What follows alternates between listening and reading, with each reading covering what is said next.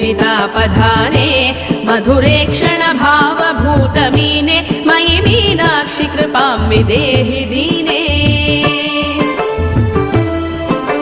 तपनीय पयोजिनी तटस्थे दुहिनप्राय महीधरोधरस्थे मदनारि परिग्रहे कृतार्थे मयि मीनाक्षि कृपां निदेहि सार्थे कलकीरकलोक्तिनाथ दक्षे कलितानेक जगन्निवासि रक्षे मदनाशुकहल्लकान्तपाणे मयि मीनाक्षि कृपां कुरु प्रवीणे मधुवैरिविरिञ्च मुख्य सेव्ये मनसा भावित चन्द्रमौळि सव्ये तरसा परिभूत यज्ञ हव्ये मयि मीनाक्षि कृपां विदेहि भव्ये